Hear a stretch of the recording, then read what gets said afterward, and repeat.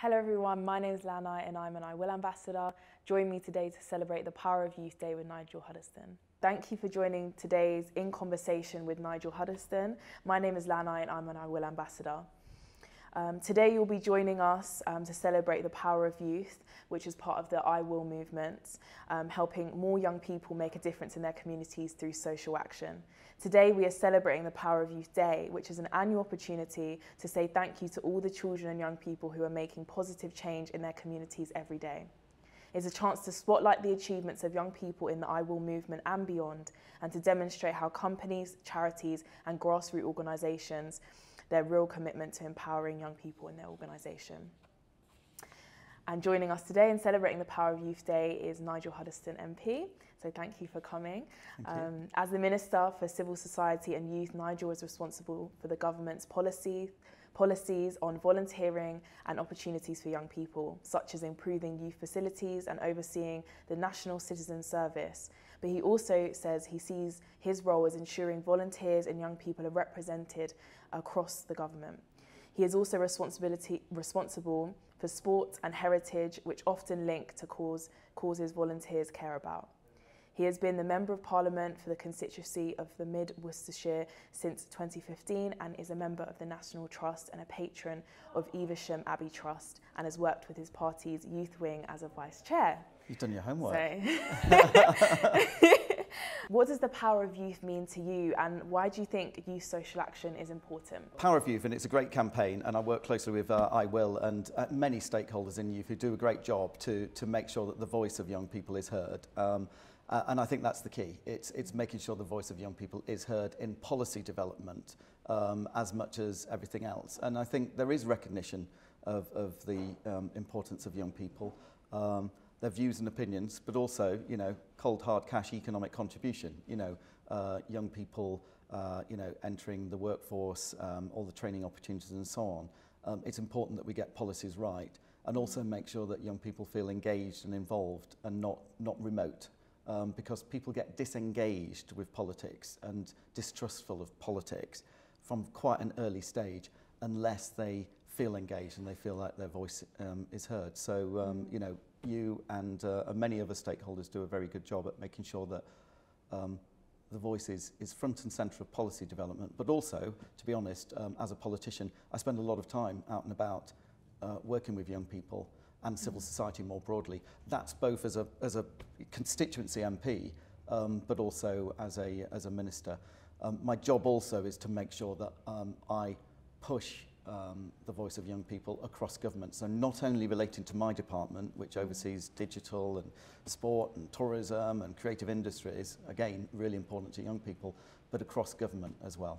Yeah, no, I really agree with what you say with, you know, young people needing their voice heard and being engaged. And I think that leads us nicely onto accessibility. So I'm here speaking on behalf of so many young people from different groups, and a lot of which, you know, from marginalised communities. And so we really feel as the iwill movement that prioritising young people means being truly accessible. How do you think we can make spaces truly inclusive, and how important is it to hear diverse voices?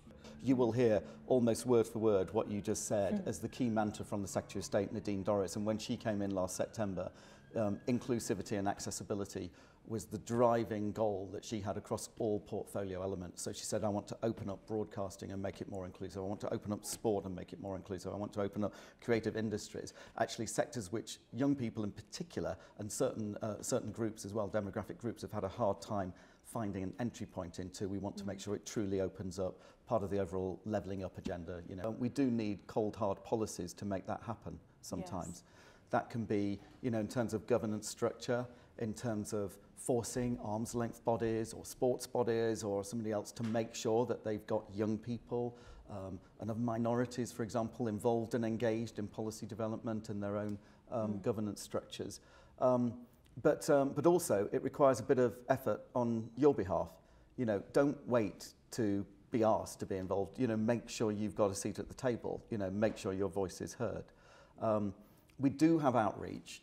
We do have programs and initiatives, you know, all the way from, say, you know, in Parliament, Youth Parliament, to actually having young people on kind of advisory boards and policy development specifically to help with policy development. But you do need to force yourself to be at that table. You do need to put yourself forward. You do need to make sure that your voice is heard. Most of the time in the constituencies, which is usually, you know, kind of Fridays and weekends, because we're often here in Parliament Monday through Thursday, is engaging with civil society, with charities, with social enterprises, visiting schools and so on. So actually there's plenty of opportunities to engage with politicians, with MPs in particular, but we tend not to force ourselves on entities. We don't force ourselves on a youth group or a school. We wait to be invited. So if you get invited, we'll turn up. So make sure you invite, and then actually we can engage in the conversation as well. More broadly, if, say more on the policy side and the departmental side, if we don't feel like a particular group or entity is being listened to appropriately, or we think there's gaps, then we do make various initiatives and efforts to make sure we do involve. But it's a two-way process, you know, it really is. I say just don't wait to be asked. You've got to, you know, make sure that you force your way into the conversations sometimes. And it's great to hear that you're kind of willing to have those conversations and Yeah. go into schools and talk to different young people, because that's really important. Yeah. And I would say as well, actually, for most members of Parliament, on both sides of the chamber, by the way, this isn't any political point, if anything, we spend a disproportionately large amount of time in the constituency with young people because we spend so much time in youth groups, in organisations, at schools, with various other entities, which actually skew young. And in fact, if anything, sometimes we get criticised for not spending enough time with, say, businesses or other parts of the community. But we recognise how important it is. So I'd say, look, to anybody out there, if you've not, I mean, have you met an MP before? Have you met members of Parliament before? Yes, I have, right, yeah. okay. Right, and how did that come about then? Did they come to you or did you go to them?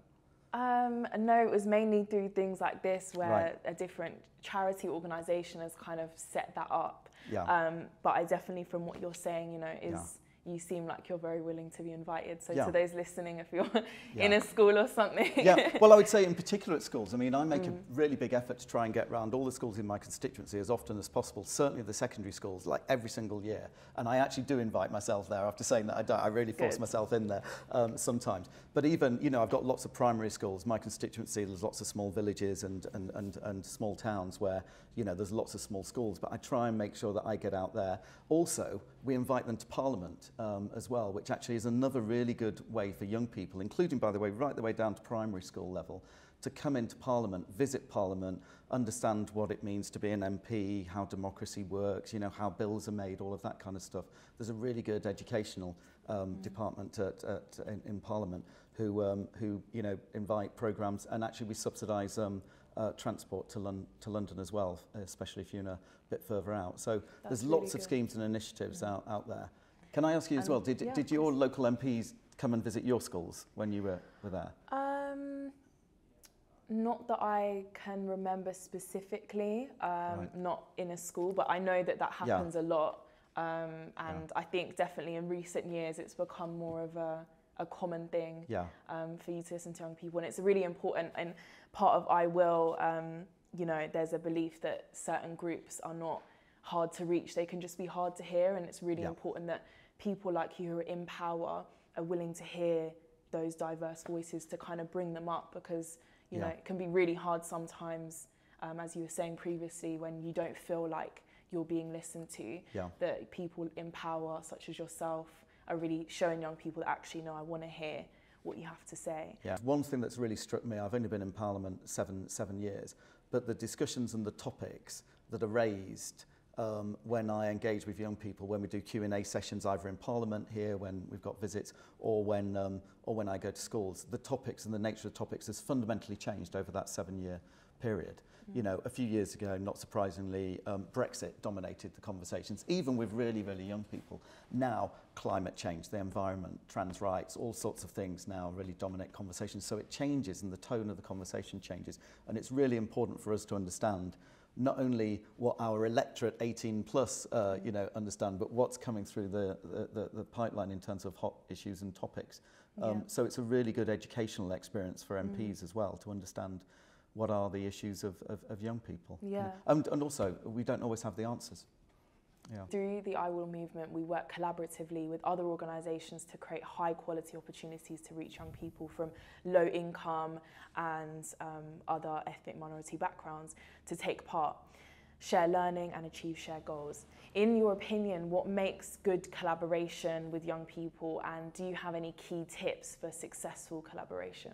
Yeah, I would say, look, the first thing is show up, turn up. You know, key is engagement. You know, it kind of goes back to the theme we've been talking about so far. You know, in order to have your voice heard, you need to make sure that you're there. You know, there's only so many times government can reach out. If there isn't that engagement, if there isn't that response, then things can kind of fall by the wayside. There's formal mechanisms, you know, such as meeting your MP, asking to go to meetings with ministers, youth parliament, various other initiatives to actually literally be involved in policy making. And by the way, I should say this applies to local government, so local councils and parish councils, town councils, district councils, county councils and so on, as well as Parliament, because, you know, a lot of decisions are made, a lot of decisions in particular impacting young people are actually made at a council level, at a local government level, as opposed to central government. So never forget the importance of central government.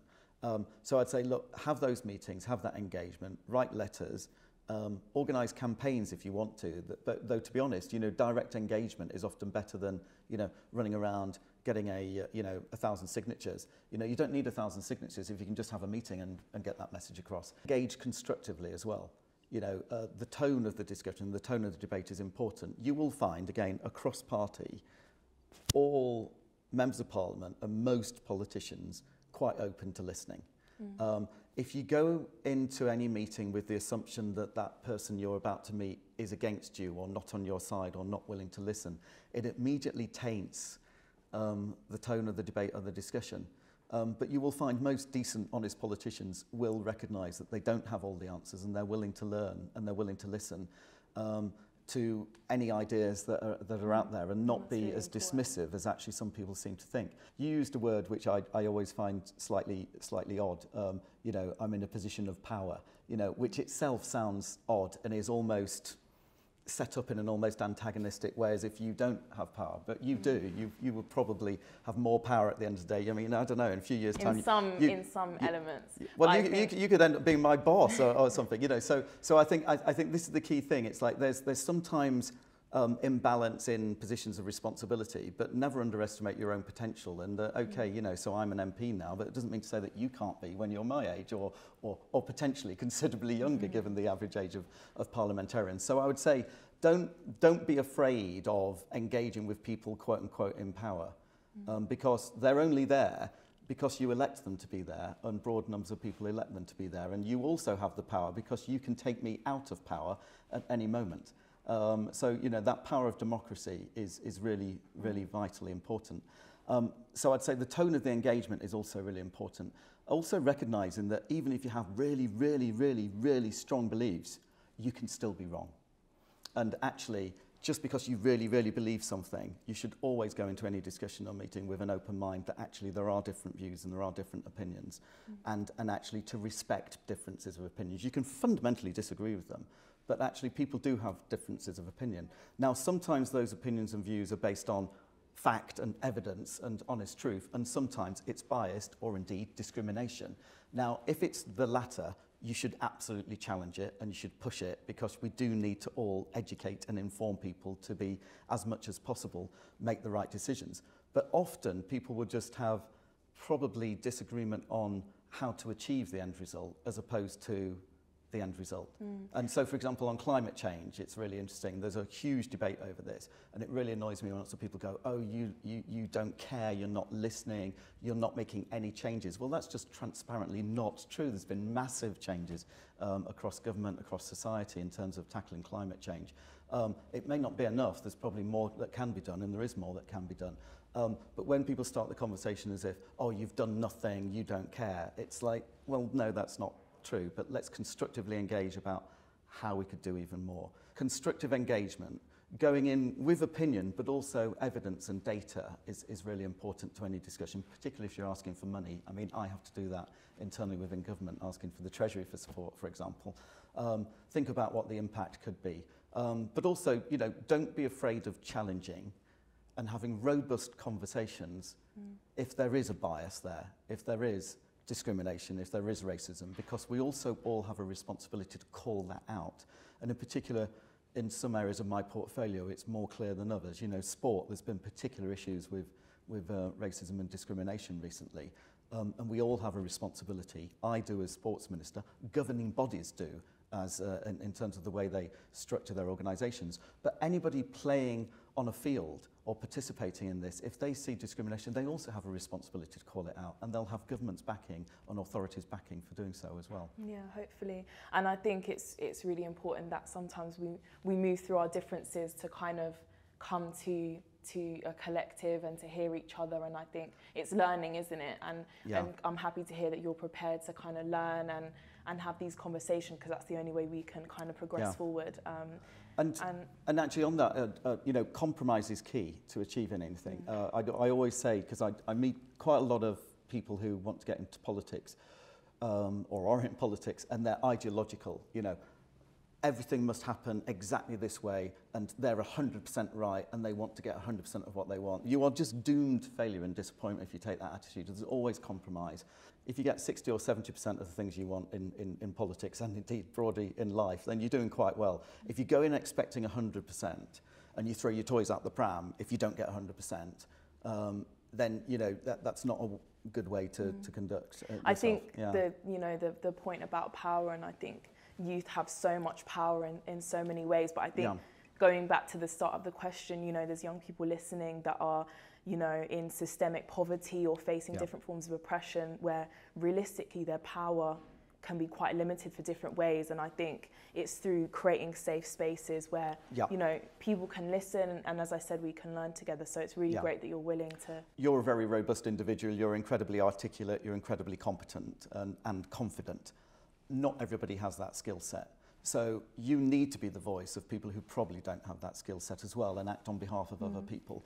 And that's where campaigning groups, organisations, bodies, in particular in the civil society and charity space, do have a responsibility to also speak on behalf of others. But you need to genuinely speak on behalf of others instead of projecting your views and opinions onto them and pretending that you're speaking on behalf of others as well.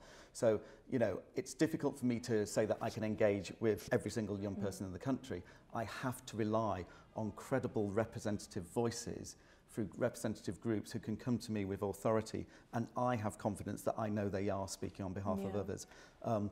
And so actually your role is vitally important, but so many others as well. And I say it goes for engagement with local government and central government. And I think as well, you know, the accessibility point, getting used to not hearing the typical voices that can articulate in a certain way, because so many people with English as a second language or different abilities, we've got to try and, you know, listen to different kind of ways to speak up. But in the youth review, you shared that you are committed to listening to young people's voices, as we've heard from you, and enabling as many young people as possible to play a role in consultations. What piece of advice would you give to young people who might not feel represented in government, or what can we do to make sure that that representation is there, that young people can see themselves in government?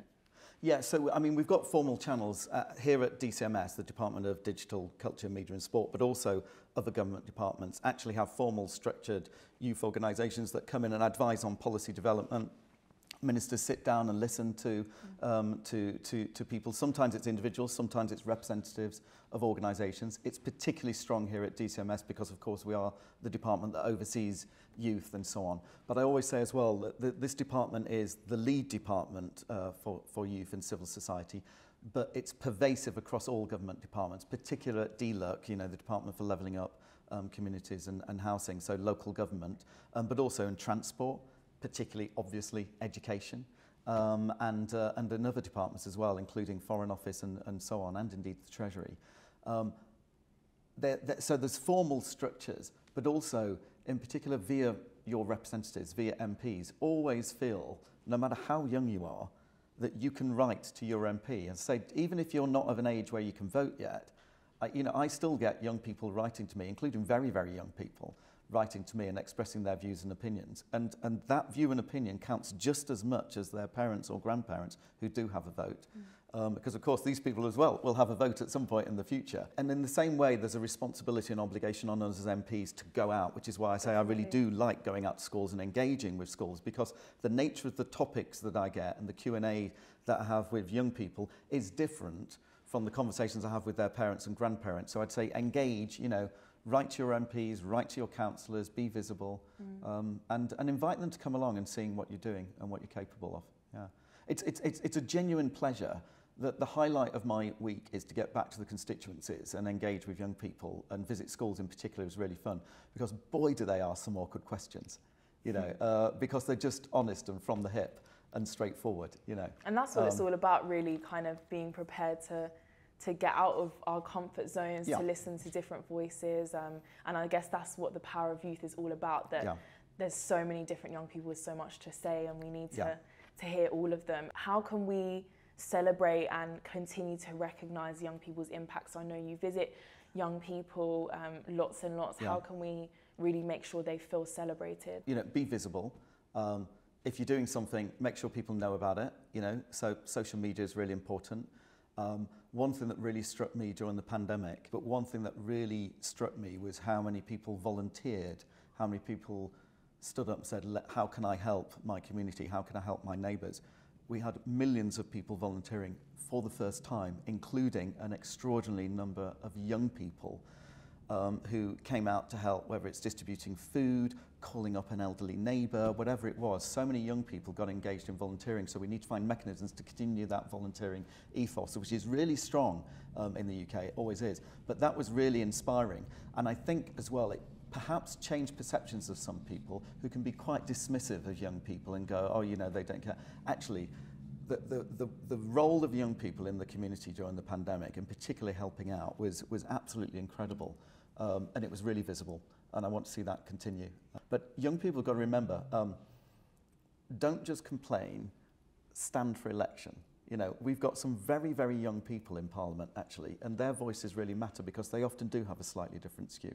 You know, stand for election when you can, whether it's at school to be your, you know, former representative, or local council, or stand for Parliament as well, because it's so easy to complain. It's so easy to complain.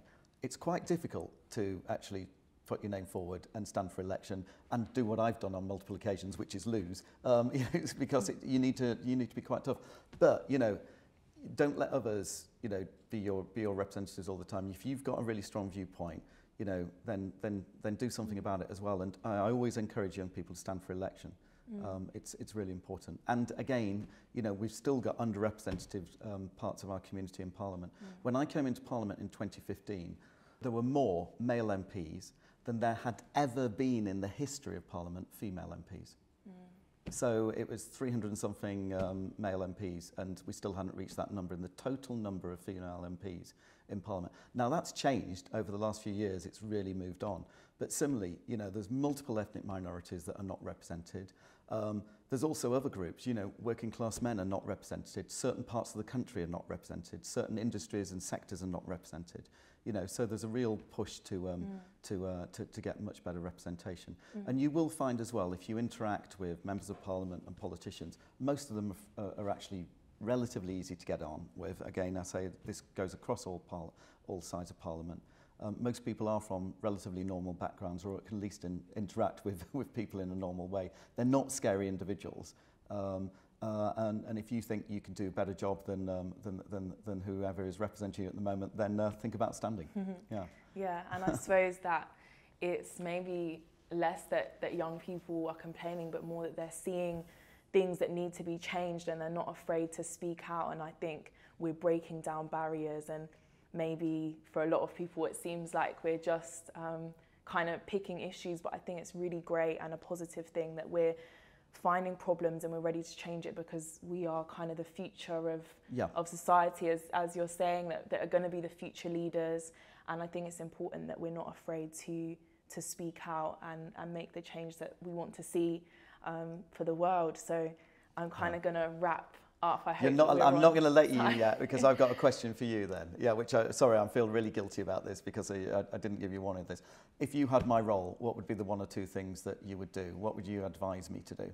I would focus on accessibility. I would want to hear the voices of people with English as a second language that are often missed. Yeah. I want to hear the voices of the 4 million children that are currently in poverty. I want to hear the voices of young people that aren't in our traditional education systems where, you know, you can go and visit them directly. I want to hear the unheard, and I think it's definitely easier said than done, but again, with power and money and support and coming from the government, there are ways that can be done. And if we miss out those voices, we can't progress, because we need to hear everybody equitably, not just equally. Yeah.